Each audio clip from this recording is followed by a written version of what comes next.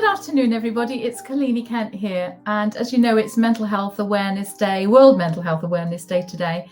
And I've got a series of conversations taking place. This morning, I've already had the lovely Naomi Gilmore, who's been talking about suicide awareness. And what today is about is we want to not only get the conversations going about mental health and well-being, but also to raise awareness and maybe signpost you to the support and the interventions that may be available to you should you be experiencing any difficulties, either for yourselves, either for a close friend or relative, or for your children. And the person I've now got waiting for us in this studio is the lovely Michelle Phelps. Now, Michelle has got a lovely story to tell, in fact, and she's going to be quite in a raw way explaining and sharing her journey and as a parent of a child who's had additional needs and the stresses and challenges that that's posed for her. So I'd love to welcome the lovely Michelle Phelps into the studio to join us. Hello, Michelle. Hi, Kalini.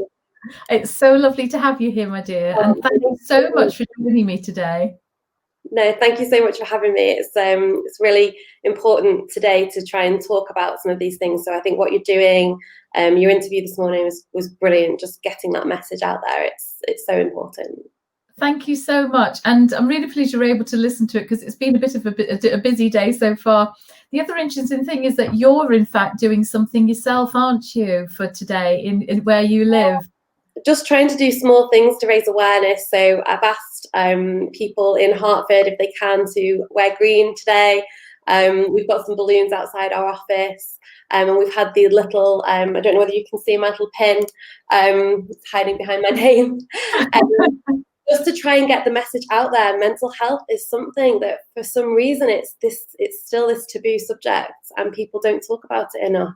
And the more that we can do to raise awareness and to help people know it's okay to talk about it, then I think that society needs to make these changes. It needs to be something that we can really open up about. And that is so important, isn't it? And I think, and the other thing I think it's really important to bear in mind is that even though we might have mental health awareness day to day, really it should be awareness all the time. It's not just a special day. It's something that we just need to keep considering doing all the time because it's such an important topic. And you know, people, you know, Naomi and I alluded to it earlier on today. People go to the doctor for, you know, a sore arm or stomachache or illness or whatever. But your mental health is a type of well-being which is so important to look after. And I think part of it, isn't it, is about the fact that we all tend to try and keep that into yourself, don't we? We try and hold it in.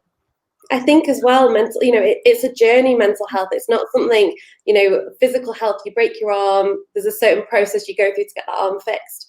Mental health isn't something that you just, you know, follow a 6-week program and then you're okay. This is something that, you know, highs and lows throughout our life, our journey with mental health.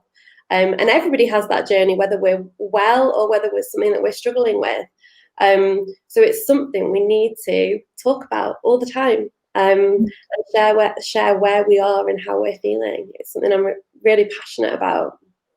And do you know what was lovely is that when we were preparing for this, also you said that in fact the more that you've opened up about your own mental health challenges, you've had so many people also then say to you, me too, I felt like that. Yeah, it's really that shared experience, isn't it? Yeah, it really surprised me actually that by being vulnerable, because it does feel vulnerable to open up about these things, so many people have then had these experiences themselves. They've said to me, oh, you know, this is my story, and been able to share that. And actually, while I wasn't very well, people sharing those stories with me helped me to feel like I wasn't the odd one out. That actually lots of people around me have had their own battles, their own issues. And actually it was through those conversations that gave me the confidence to then be able to go and get counselling and talk about, you know, process my own issues. So the more of us that have this open conversation, the more people that hopefully will also be able to share their story, and the more people that hopefully will get the help that they need or that they might need at any given time. And that is so important, isn't it? And I think it's partly touches on what we were talking about this morning. Sometimes we tend to hold it in, but actually if we can actually share those experiences, it gives other people permission or the opportunity to actually do the same, don't they? They then sort of feel, well, actually, yeah, I'm feeling that. And then I think there's this thing about also feeling like you're not alone. You sort of are there, and there is support there out there, and community and that's probably why COVID's been awful, isn't it? Because we haven't been able to be together physically, but those conversations, as you say, are really important, aren't they? Absolutely. And COVID, it's changed everything, hasn't it? I heard you speaking this morning with Naomi about the impact and the long-term impact that is going to have on people's mental health. And it's that physical contact that we need as well, that hug, that arm around the shoulders that we aren't able to do at the moment. That is a big challenge, and I think we need to be prepared as a community, as a country, globally, that we are going to need to really look after one another coming out of this. That this isn't going to be a case of COVID has finished, we're not worried about infection anymore.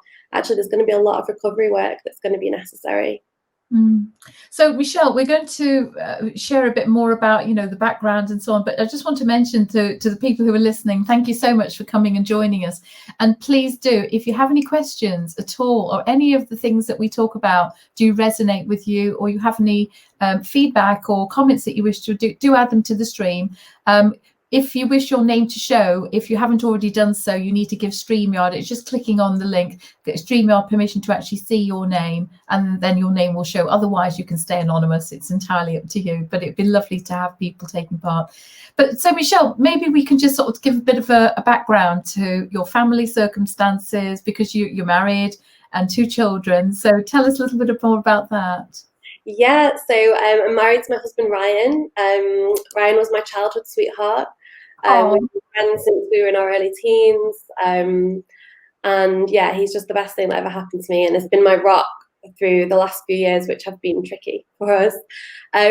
We have 2 beautiful children. So I have a little boy, Sebastian, who is 5, and a little girl, Harper, who is 3.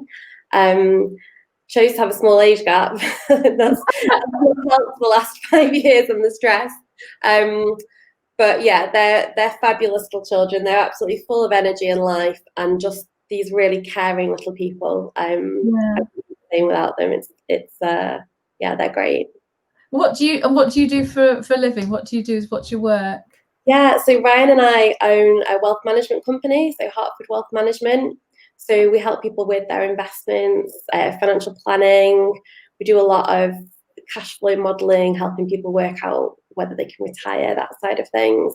And we also support business owners, helping them we have an entrepreneur club that helps them really to understand how their business is performing versus other businesses in similar sectors, mainly with the intention of looking at external investors or potentially exiting their businesses, helping them to look as profitable as possible for that and be ready for that sale. So when you started your family, what job were you actually doing? Were you in the job you're currently doing, or was it a different one? No. So my background is in accountancy. So I actually trained with PricewaterhouseCoopers and did an apprenticeship with them. So I was a chartered accountant at 22, chose not to go to uni and did it directly. So that sort of gave me a bit of a heads up, if you like. And then I ended up working for Axel Nobel, which is a big Dutch company. They own brands like Dulux and Cuprinol that we're familiar with in the UK. And I ended up working in their London head office as head of their commercial finance retail division. So it was a big city job. I loved it at the time. It was a lot of pressure. But when we decided we were ready to have a family, you can't really be commuting to London with baby in tow. So we decided, Ryan and I decided I would take a career break to have the kids. So at that point, he had his own financial advisory practice. So he was able to support us financially for me to be able to do that. So when did your sort of like your challenges start? Was it actually during the postnatal period as well? Oh, sorry, the prenatal period. With Sebastian, it was definitely when I first had him, and I didn't recognise it at the time, but looking back now, I really struggled to adapt to being a mum. And I can feel myself feeling emotional talking about it. It's an emotional thing. there's a lot of pressure on mums, a lot of Mm. expectation of parenting being this wonderful, perfect experience that every minute is great. And I had a lot of expectations of myself, having always been good at my job, having done well career-wise. I thought I could just apply that to being a mum. And the reality is it isn't like that. We all know No. that there's no manual that tells you, right, well, a good mum does, this, this, this. It doesn't work like that. And so I found being a mum quite difficult. And no one would recognize that from the outside, but inside, there was a lot of self-doubt and lack of confidence, should we say, with my own mental health that I was aware of challenges started when I was pregnant with Harper. And I found I had these periods of just feeling really low, not wanting to leave the house, lots of anxiety. It didn't help at that point. We were going through a difficult spell with Sebastian. So Seb has autism. We were leading up to a diagnosis with him at that point. So obviously, it was an extra thing to juggle whilst being pregnant. But yeah, it was a definite anxiety-related challenges while I was pregnant with Harper. Sure, I think when I became aware that I was having challenges with my mental health.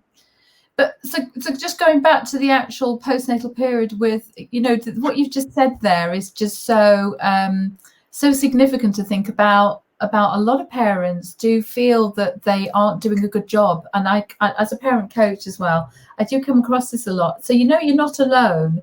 There are a lot of parents. We it's like if you go for a job, you do get the on-the-job training, don't you? You get the training and you get the training to do the job, and the hard skills and the soft skills training. But actually, when you're a parent, you're muddling along. And I don't know about you, but I had an antenatal group which really helped me and supported me after our first. And that can be good. But you're also all learning together, aren't you? And I think, again, it depends on these groups. So I was fortunate, especially after having Harper. I had her a similar time to some of my other friends. So we all had little girls, and they were all born in increments of 3 weeks. So we had that group together. It was excellent. It was great.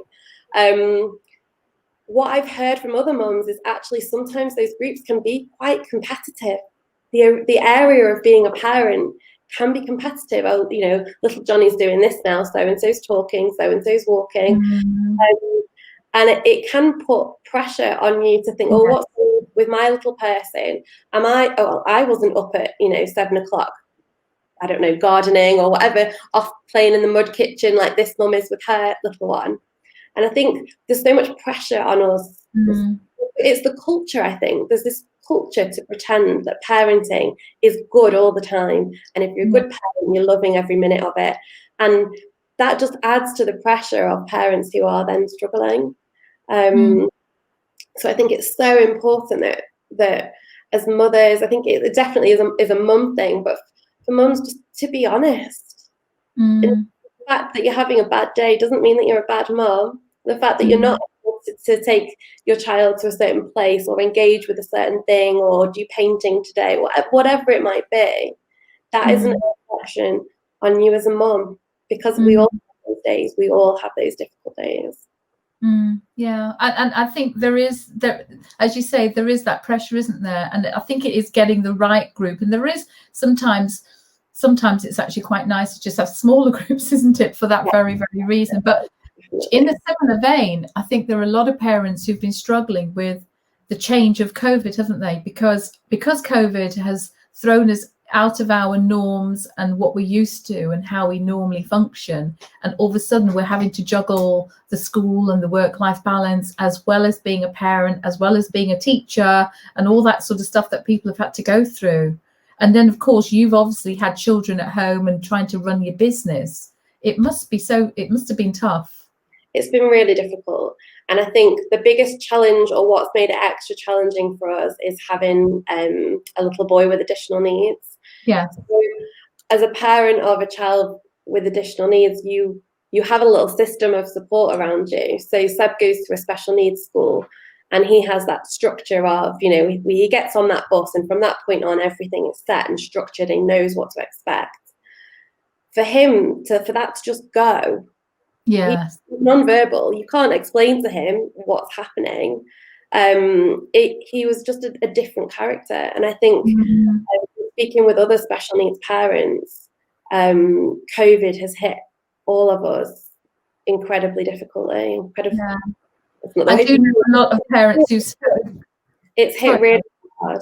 And, you know, in some ways, I think some families have actually experienced what our normal day-to-day experience is. We can't go to most normal places with our children because the way they behave and the way they act isn't socially acceptable. So being at home more is something that, well, we are at home a lot.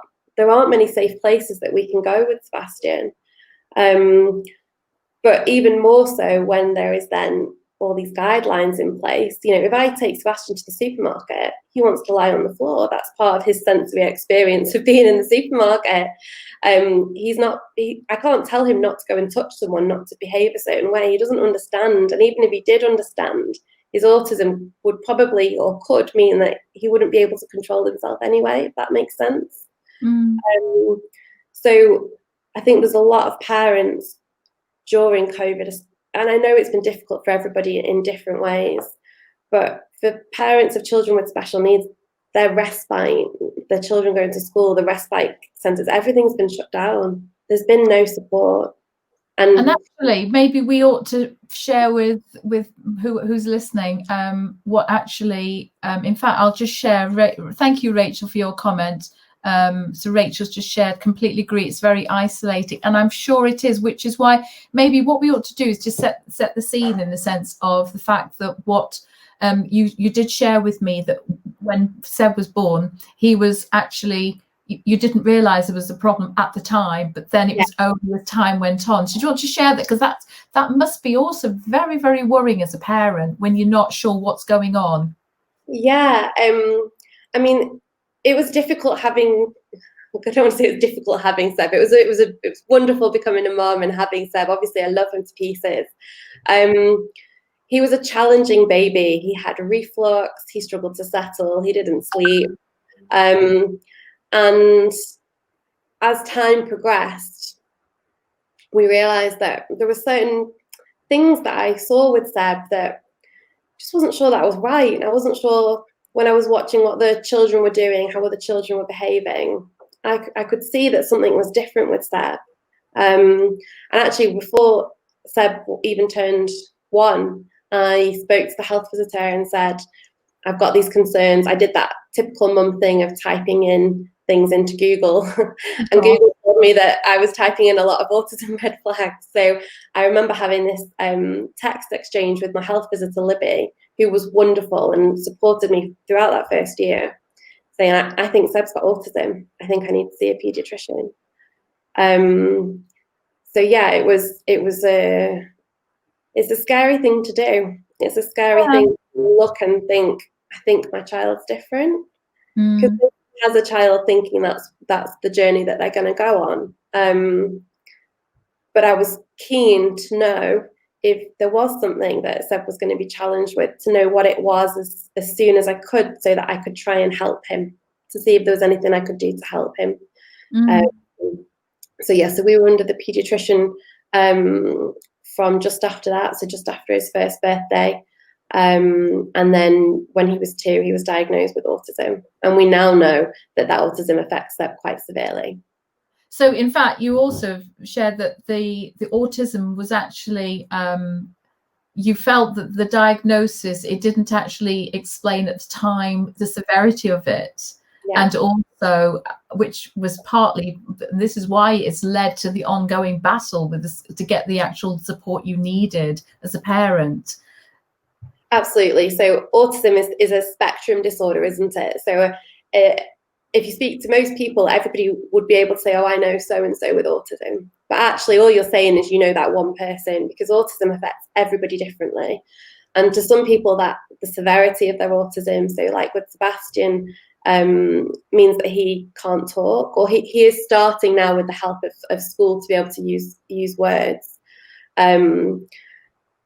But yeah, other children, their autism isn't picked up until they're in their late teens. There are adults that get diagnosed with autism at 40 who have been able to have hate the word, but a normal life. So yeah, autism is this big generic label, and for Sebastian, it affected him severely. What that meant when it came to trying to apply for support for him was that he just got this generic, it's autism tag. He can go to a normal school. He doesn't need the extra support. In fact, when we were applying for a school place for Sebastian, and any special needs parent will tell you that is an absolute minefield. It is just such hard work, so much paperwork. And the anxiety and emotional stress and trauma that you go through is difficult to describe, to be honest. But yeah, we applied, we did all the paperwork for Sebastian, and they came back and said, I got this letter that said Sebastian could go to a normal school with a carer part-time. Which, if you know my little boy, there is no way that he could go to a normal school. It wouldn't be fair on the other children in his class, let alone would that be fair on Seb. But when I asked to see the minutes of that meeting, because I knew that I was entitled to see those, there seemingly had been no discussion about Seb, and the comment next to his name just said, need is ASD. Effectively, the kid's got autism. We can just send him to a normal school. So actually, can we clarify then? So yeah. What are Seb's, how does it manifest, the fact that he's got sort of severe autism? What does that mean for you as a parent? So when I recognised this in Seb, it was simple things, but collectively. So I don't want any parents to watch this and panic and go, little so-and-so isn't doing this and worry. But Seb never waved. He never pointed. He would play with things. He loves his peripheral vision. So if he's got, I don't know, like a new car, he's doing this and looking at it out of the corner of his eyes. He gets a lot of sensory stimulation from that. He never recognised his own name. So if you would call Seb, he wouldn't turn and look. He does now, but he wouldn't have done at the time. And then also funny things like he likes walking backwards. Now, at the time, we used to just laugh and giggle at this little boy. As soon as he learned to go forwards, he wanted to go backwards. But actually, that all formed part of his diagnosis, those wanting to move around in different ways. That is another flag for autism. In terms of today with Sebastian, his language is still really limited. So he does struggle to understand what you're saying to him. If you ask him to do something, he won't not do it because he's being naughty. He just isn't able to. But the biggest effect, I think, for Seb is that he's so easily overwhelmed. So we talk about autistic children, and the best way it's ever been explained to me is that they wake up anxious. So it's interesting, we're talking about mental health day, but you or I might wake up on a normal morning and maybe we're a 2 out of 10, we're just sort of thinking, well, today I've got to do this, this and this. An autistic child starts at 7.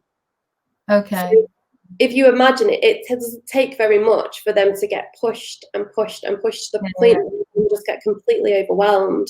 And for Sebastian, when he gets overwhelmed, he throws himself to the floor. He'll purposely bang his head. I say purposely, it's like his way of trying to get over what's going on in his head. He'll cry, and he sometimes gets overwhelmed, and you don't know what it is.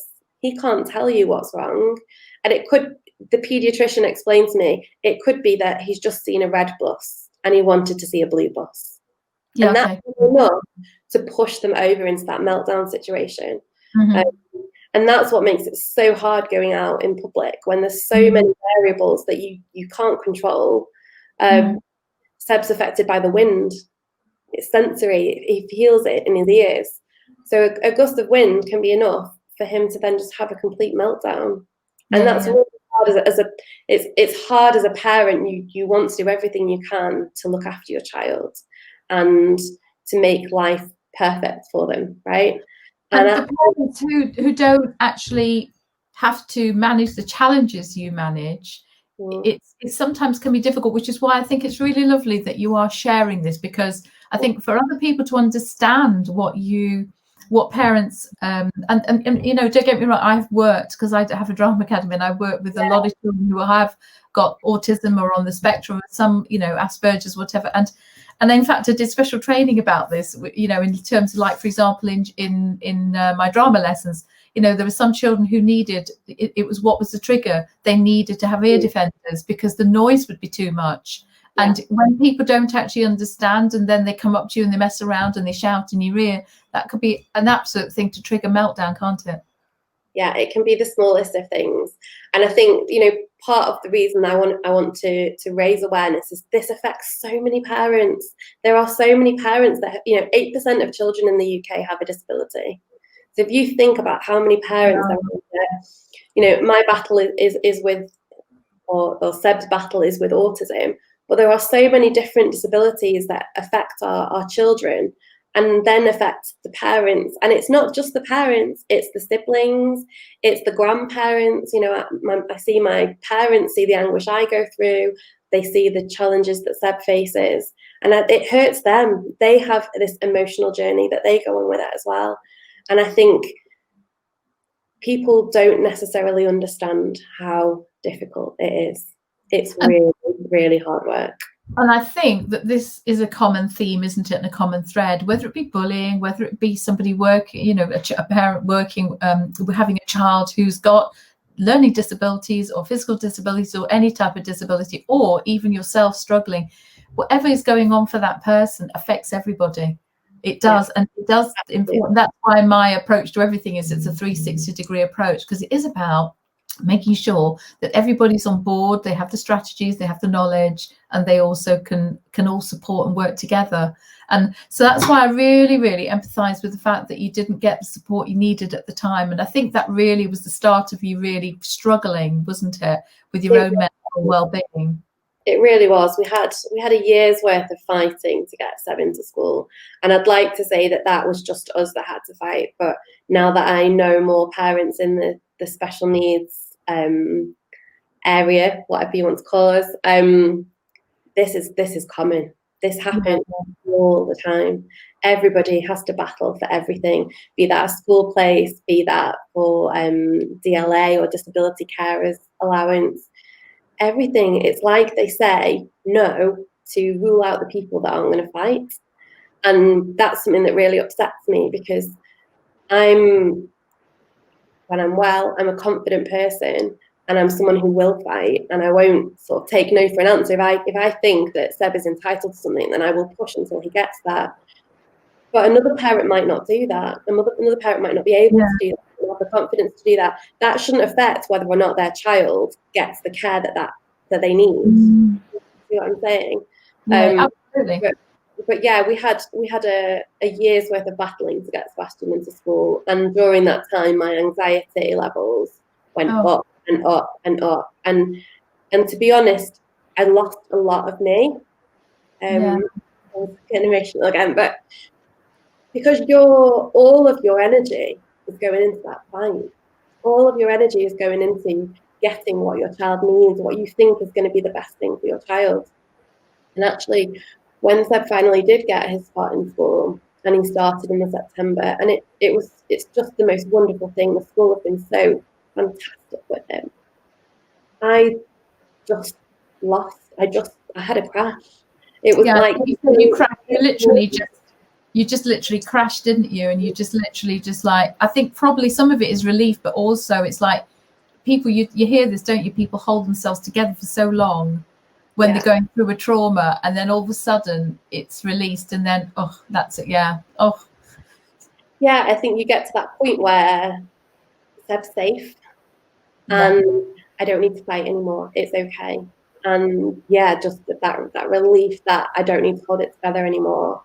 And my anxiety just hit like crazy. I couldn't leave the house on my own.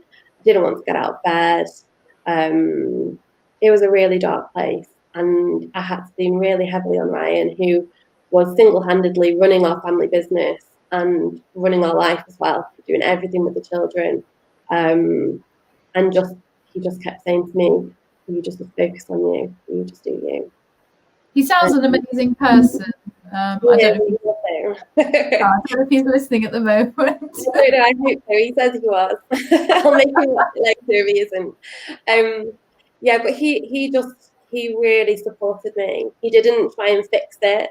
I think he understands mental health because of things that have happened in the past with him, and he knew that I just needed my space to just do things at my own pace, and he let me have that. I think I was also fortunate. So I went, went to the doctors. I took medication. It helped me. I think this is big stigma. I don't understand it. If you're not very well, please, whoever's listening, please go and talk to your doctor. They won't judge you. And I was able to then also access counselling, and we were able to pay for that privately. As I've started talking out about my battles, and people have messaged me, and my inbox is actually lots of stories, lots of people wanting to talk to me about the battle they've had. And then when I talk to them about help, they've been on NHS waiting lists for months. One lady, 2 years now, she's been waiting to get help to talk to somebody, which is just not okay. And this is where we talk about mental health and physical health, and they're just not on the same level at the moment. I think there are so many people that need help right now, and I can't remember the statistics, but I heard, I don't know, it might actually have been on your conversation this morning, Kalini, that actually we've lost more people to suicide during this pandemic than we have to COVID. And if we're not careful, then that is just it's going to get worse. It's going to get worse. There are people that need to talk, and this is where you can help your friends by allowing them to talk to you. And I know none of us, well, some of us are, but I'm not a therapist, but I will listen. And I've learned to listen and not talk. I think it's so easy to try and relate when somebody's saying that they're not very well, or if I'm having challenges with Seb, my friends might try and say, oh, well, I can understand that because my so-and-so did this. The best thing you can do is just be quiet and just listen. Just let them talk and let them share that. Because in the short term, people aren't getting the counselling help that they need. When you talk about the listening space, it is about creating that space for people to just sometimes, we talked about this earlier, how if you keep asking questions, actually that puts pressure. People, the biggest and hardest question I've learned is just through my own coaching and counsel and with people, why is a very, very difficult question. And then people say, well, why are you feeling that? Why? It all of a sudden makes you have to justify, and it puts you on the back foot. Sometimes it's just being there, being quiet, having that person there, knowing that they're in physical, whether it be physical or whatever, in touching distance, but just being there and being quiet and being in your space, knowing that they care. Caring is enough, and showing you love, and that love of just being, that togetherness is actually probably more powerful and more therapeutic than the questions. And then it gives them the chance to actually talk about what they need to talk about. Yeah, and I think when people do ask those questions, it can feel like they're trying to fix you. Ryan articulates this better than I do, but it's as though they're trying to work out what the problem is so that they can fix the problem. But the thing with mental health, it isn't always that there is a particular problem. It sometimes it is, but often it isn't. It's just it can just be this emotional feeling of being run down, and there isn't this thing that I need you to do that's going to make me better. I just need you to let me be me right now. And absolutely, asking questions can put a lot of pressure on people to justify how they're feeling when they really don't need to. I think there is that, maybe it touches a little bit on what we talked about earlier as well, is the fact that sometimes people, they do want to help, but maybe sometimes it's that they don't know how to help. And they think that the keeping talking is what you need because they say it's time to talk. But actually, the time to talk is just the talk when you need to talk. But it's giving them that listening space and that space to actually talk about it when they are ready to. Parents, some people who are helping don't know what to say, though. Also, there is that challenge, isn't there? It's a balancing act. Yeah, and speaking of talking, something that I would say has really helped me is having a community of other parents of special needs children around me.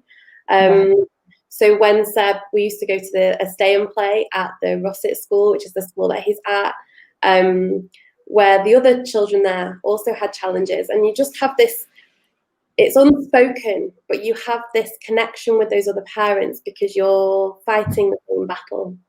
And when Seb started school, I remember going along to this Macmillan coffee morning they did at the school and sitting next to a strange mum, not that she was strange, just that I didn't know her. And she introduced me to some other parents. And through that, I've built this little community, or I've not built it, it was there already. They built it themselves. But these other parents who have got the same challenges that I have.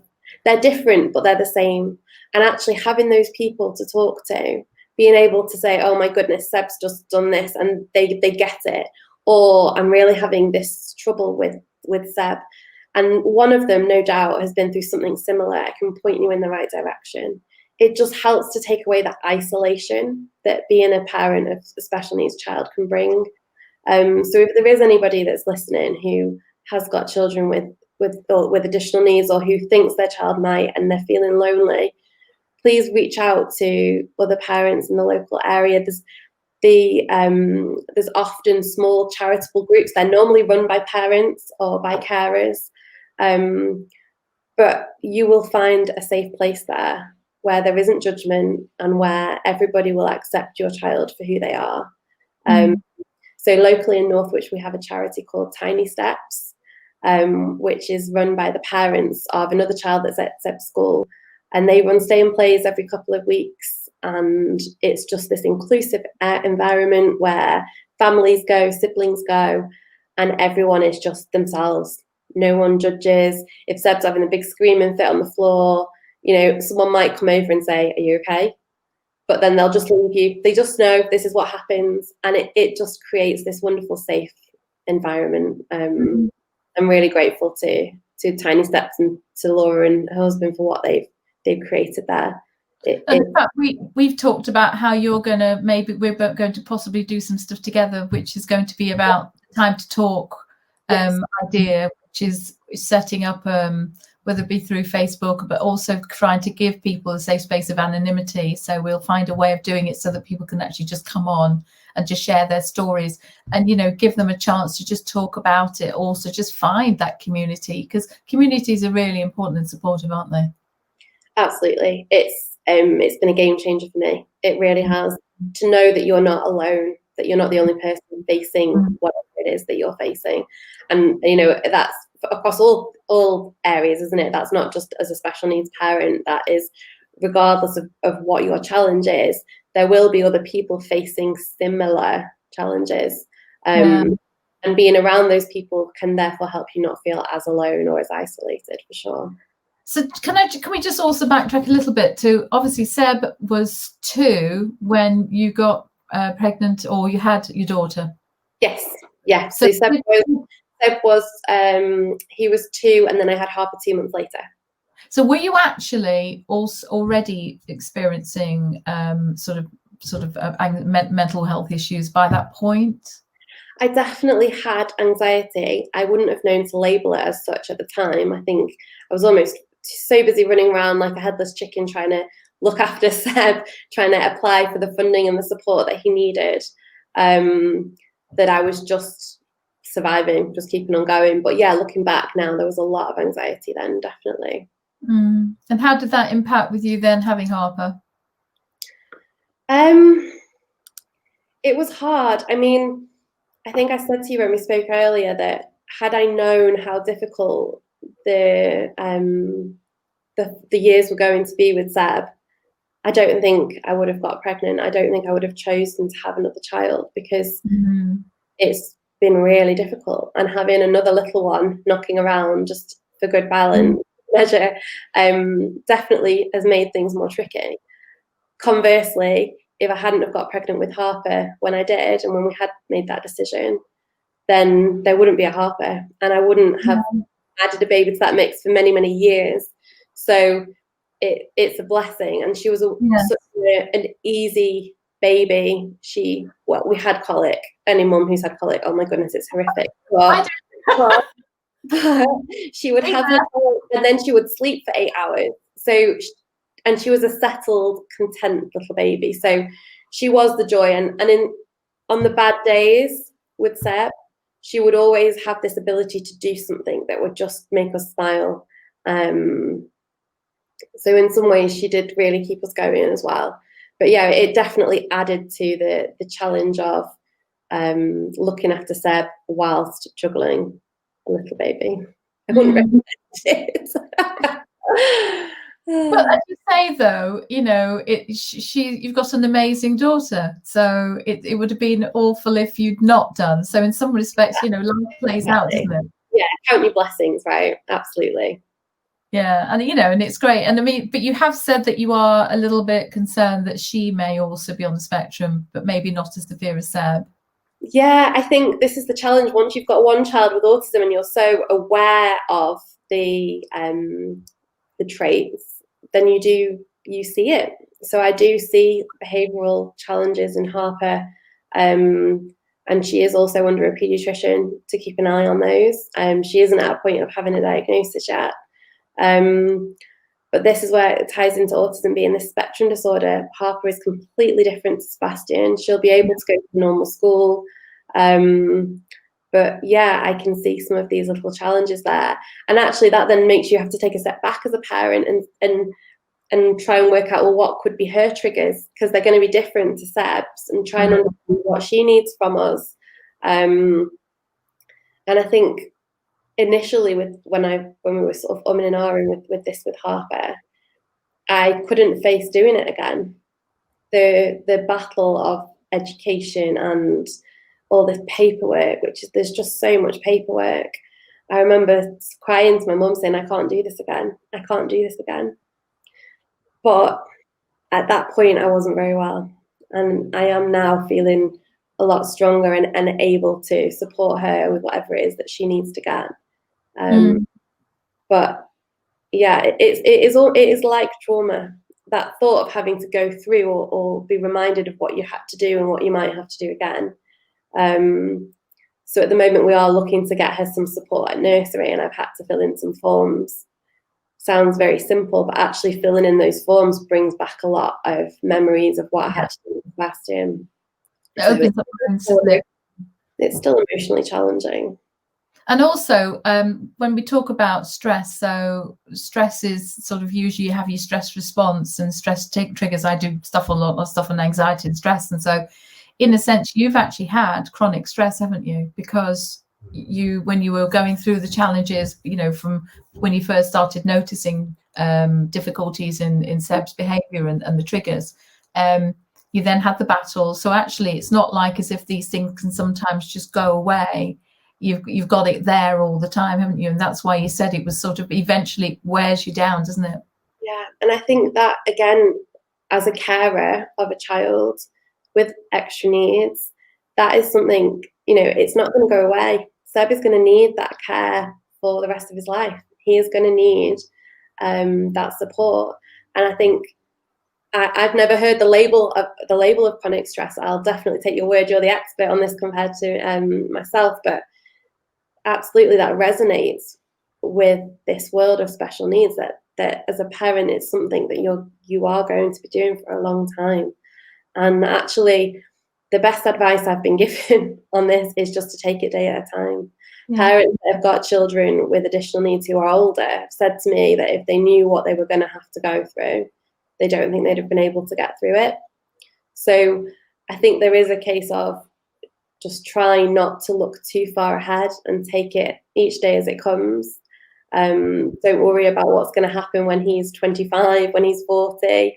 Focus on what he needs now, what he needs in the next few years, and getting that all in place for him. And part of us having our own family business, we hope that will mean that we can give Seb a job, that he can have the dignity and the fulfillment of having employment, because that's something that a lot of children with additional needs, be that mild or severe, actually, can struggle to hold a job down. Yeah, looking long term, it's always that worry about how will they be in the future, isn't it? You know, who's going to look after them when I'm not there? Who's going to look after them when I'm not able to look after him? But at the moment, I'm choosing to do things day by day, to not worry about those things that I can't control, that aren't going to affect us at the moment. And that's helping me to just be in this sort of stable. And you know what's lovely to hear is that it's this theme about how we all have mental health is a continuum, and it does continue. We can be at one end of it. We all have mental health, as in it. And the thing is, unfortunately, the stigma is that people think about mental health as being bad, but you can have good mental health where you're actually feeling in control, and you're feeling also, I don't want to label it as such, but you've got the reframing techniques, you've got the tools and tips and ways to handle it with resilience and confidence and so on. However, we do all go through these dips. We might have anxiety, and something will trigger that anxiety, and it's about being able to contain it. And you've got your stress container, and into it goes all of these different things. You've obviously had tons going into yours, and overspilled at times, hasn't it? Hence your challenges. But what I'd love to know is what you think has been the main thing that's helped you, because what's lovely about all this is recovery is possible. And that's the message I've been trying to get out today. We are on a continuum, recovery is possible, and life can be good. So what do you think are the main things? The thing that's made the biggest difference to me is having counselling and talking about things really brutally, honestly. So I have a wonderful counsellor, a lady called Emma Chapman. She's just amazing. And even though I'm well at the moment, I still pop along and see her every couple of weeks. Self-care check-in. I think talking about things that is definitely what's made the difference to me. And some of those conversations are really difficult. So opening up to family and friends, here comes the emotions again. It's hard to tell people how difficult you can be finding things, because you can feel like you're burdening other people. I feel sad talking to my parents about how things are with Zeb, because I see it makes them sad. But what I've understood is that actually for them to be able to understand me and to be able to help me, they need to know how I'm feeling. So the best thing for me has just been being open and talking, and not being ashamed or afraid to say, I'm having a bad day today, not feeling the pressure to put the smile on and crack on. It's okay if today's not a smiley day. It's okay if today is a day that you need to stay home and drink tea and eat biscuits, it's okay.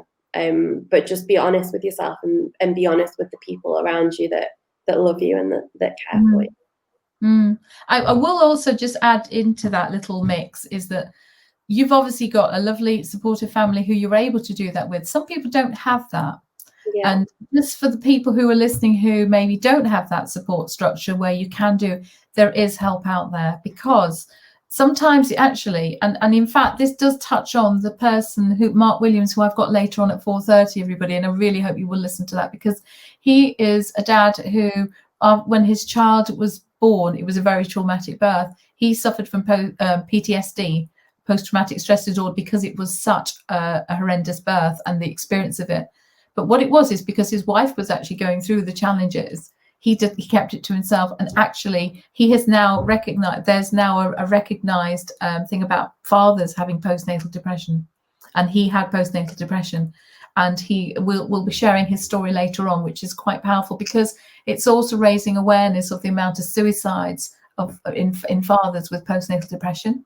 And it's also raising awareness about the fact that fathers, the male parental depression is quite a big thing. So the reason I'm bringing that up now is because I think that sometimes you don't want to share your challenges with your partner because you think they need support. You don't want to burden them.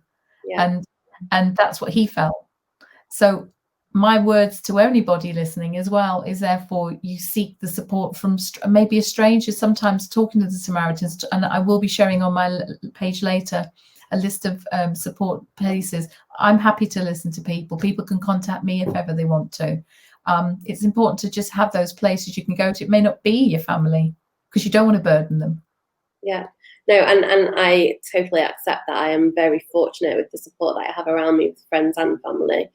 And for people that don't have that, like you said, there are people that you can talk to, but also finding people that are facing similar struggles to you, finding those local groups, those people that can actually understand some of what you're going through without you needing to actually even say it, that is a real source of comfort and support that I've found. So reach out, try and reach out for them if you can. I know it takes strength when you're not feeling very well to do that, but that is the way to get that help.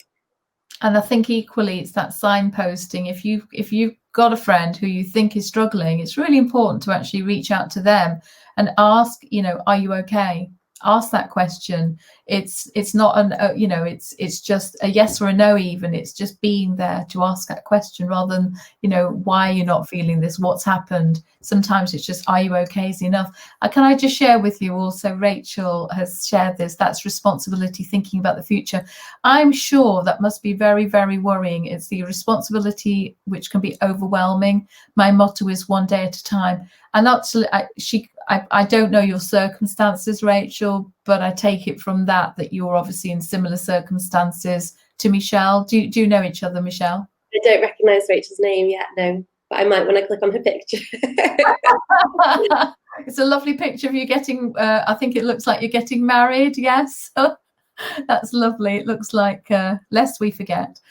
So what I wanted to say to you is, yes, thank you for sharing that. And I think it must be a big challenge, mustn't it, to look at the long term. And therefore it's about finding, my message would be to find the strategies to help you deal with it day at a time. Yeah. Because otherwise it could be overwhelming and worrying. Yeah. And everyone does it differently. So for some people that might not be what makes them feel better. So it's to find what helps you feel safe and feel secure, and that you can keep going in that mental space. So for me, that's day at a time. For other people, that might not be the case, but find what works for you and stick with that. And what did you find were good strategies for you during COVID? Because I do remember we had a couple of chats, and I think you did say it was like, oh my gosh, you're juggling with this and this. Yeah, I think you commented that when we spoke last week, I was a different person, and I think that's a true reflection that just having the children at home full time was so difficult. And I'm not going to say I coped well. I didn't. I really struggled with it. I think what is important is to try and still take some time out for yourself, and that's difficult to do. I think that's sometimes what the challenge of becoming a mum can be, that you, prior to that point, self-care is something you do all the time. And then all of a sudden, somebody needs you full time, and you don't do self-care, you don't look after yourself. So it's just trying to take time out to do something that is just for you, be that going for a walk, reading a book, having a bath, having a shower and washing your hair, things that make you feel good. Just trying to take some time out, even if it's just a very short period of time, just to do something for yourself. So I think really the message is the same really, whatever the circumstance, whether it be, you know, a child in your circumstances of a child who's obviously got challenging behavior and difficulties, or somebody who's, you know, you're dealing with somebody after in fact, Rachel's just sharing with us that she's now divorced, right? Oh, thank you for sharing with that, Rachel. And also Georgina, Michelle is my support. She's amazing. Oh, this is clearly somebody you know. I'm so lucky to call her my friend. She is a fantastic, caring, wonderful human being. Beautifully explained, Michelle. And it's true, actually. You've explained. You're not to get emotional. No. So George has a little boy who's actually in the same class as Seb. So they're little buddies at school now together, but we face very similar challenges. So she's someone who I don't need to use words with. Oh. Do you know that's a lovely phrase? I don't need to use words. Because there is, I think there's a power in silence, isn't there? Yeah, definitely. I think, and that's why I say about finding somebody who, or finding a group of people that have the similar challenges that you do, because it just allows them to understand things without you necessarily needing to explain it. So after this conversation, Michelle, I think we can, are there sort of things we can share with people, maybe signpost them to groups, and also we also will share this group of Time to Talk, won't we? Where people can find base. So I think the message we want to leave with everybody is, I mean, it's lovely to see you so much more, you know, feeling really probably, I don't want to call it in control, because it's not about that, is it? It's about you feeling better. Feeling me, back to being me. That's yeah. what it is. It's feeling back to being Michelle. So yeah, that's how I feel. I'm not always in control. I can't be, but no. I am able to be me at the moment. Yeah, and you've got your mojo back, haven't you? Yeah, definitely. Got my energy. Yeah, no, I'm in a good place at the moment. But I say at the moment, because this is mental health, isn't it? It's a journey. So today, at the moment, I am well, but I accept that every day isn't going to be like that. Yeah. So is there anything else you wanted to share at all with anybody? Any tips or I mean, you've shared so much already. I mean, I think the main message you've been sharing with us is the fact that, you know, find the ways to actually take it day at a time. I think that's probably really important. Another key message is obviously to keep talking and find the support structure that you need. Is there anything else you wanted to share? I think that's the main thing, and just try not to isolate yourself. I think it's so easy to take yourself away into where you feel safe, where you haven't got people around you. But actually isolating yourself is just makes it so much harder. So just find those people that understand your situation and surround yourself with them. Brilliant. Thank you so much. Well, I just want to say thank you so much. I was thinking that what we're going to do, this conversation, people can catch it if they haven't been able to catch it first, but it's also on my page, but it's also, I'm going to share it to Instagram because it's under an hour. We catch it under an hour, which is wonderful. But if there's anybody at all who feels that anything has touched them, resonated with them, it's also maybe sometimes these conversations can bring up emotions and you find that you need the support afterwards, please do reach out. I'm there at the end. We've just wanted to do this to reach out and show that help is there and to leave a message, with a lasting message today. Please do. It is okay not to be okay. It is okay to ask for support. And if you see somebody who is struggling, reach out to them and be that support and supportive friend that they might need. And if it's a stranger, again, just checking in with them, it's fine. And just to know as well, as I said, I'll be leaving on my page a list of organisations that you can contact if you want to do it anonymously. So, because sometimes that's safe. But thank you so much, Michelle. It's been lovely talking to you. Thank you. It really has. And I just love seeing you with that lovely smile on your face now. Back to me. All right. Well, thank you, everybody, and take care. And it's been lovely speaking to you all. Just to flag that this afternoon at 4:30, I've got the wonderful Mark Williams who will be on with me. As I said, he's got an incredible story to tell. And it'll be interesting also to see the difference of talking about it from a male perspective. Because I think that, mental health hits a lot of people in different ways. And I think it's just really just lovely to sort of like see his journey as well. And just sharing last of all, Rachel, thank you so much for your honesty. So wonderful to feel you are not alone. Oh, thank you, Rachel. Rachel, it'd be lovely. I'd love to connect with you as well afterwards, my dear. All right. Thank you, everybody. Been lovely talking to you, and have a good day. And hopefully I'll see some of you at 4:30. Take care.